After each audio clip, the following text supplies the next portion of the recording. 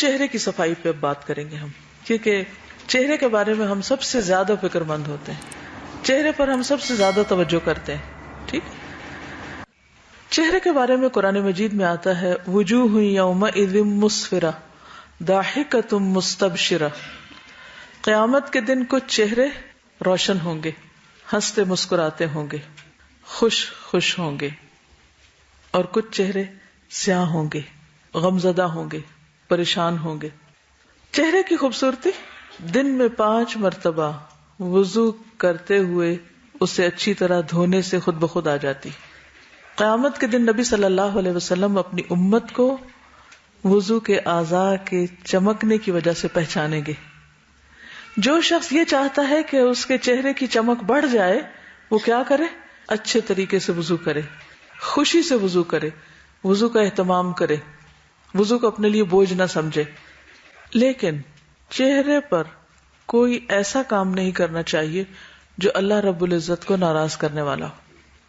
چہرے کی جب صفائی پہ لوگ آتے ہیں تو وہ صرف دھونے کی حد تک نہیں رہتے بلکہ اس سے کہیں آگے بڑھ جاتے ہیں. بعض اوقات اس پر لگانے والی چیزوں میں اتنا اسراف کرتے ہیں کہ وہ گناہ کی حد میں چلے جاتے ہیں. بعض اوقات اس صفائی میں سب کچھ چہرے سے نوچ ڈالتے ہیں بلکہ اپنی مرضی سے اپنی شکل میں کمی بیشی کرنے لگتے ہیں، جن میں بھویں بنانا وغیرہ یا پورے چہرے کے بال اکھاڑنا شامل ہے. اس سے منع کیا گیا ہے. ہر ایج کی اپنی ایک خوبصورتی ہوتی ہے.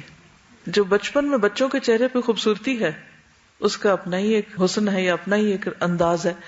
پھر بچے جب گرو کر رہے ہوتے ہیں، دانت ٹوٹے ہوئے ہوتے ہیں تو دیکھنے میں وہ نہیں ٹھیک لگتے مگر اس کے بھی ایک حسن ہے. پھر جب وہ جوان ہو جاتے ہیں ایک اور خوبصورتی ہے. پھر بڑھاپے کا اپنا ایک وقار ہوتا ہے. تو میرا خیال ہے کہ بدلتے حالات کے مطابق اپنے آپ کو ایڈجسٹ کرنا اور اس کو ایکسپٹ کرنا یہ بھی ضروری ہے.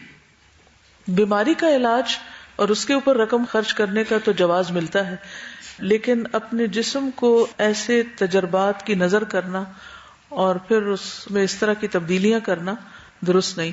اگر یہ خلق کی تبدیلی میں نہیں آتا تو پھر کیا آئے گا؟ کیا اپنا گلا کاٹ کے کسی اور کا اپنے اوپر لگانا؟ یعنی خلق کی تبدیلی جس کا قرآن میں ذکر آیا ہے وہ پھر ہے کیا اگر یہ نہیں؟ تو ایکسپینسو پروسیجرز بھی ہوتے ہیں اور یقیناً ان کے سائیڈ ایفیکٹس بھی ہوں گے، کیونکہ نیچر میں خلل جو ہے وہ انسان کو ہمیشہ کاسٹلی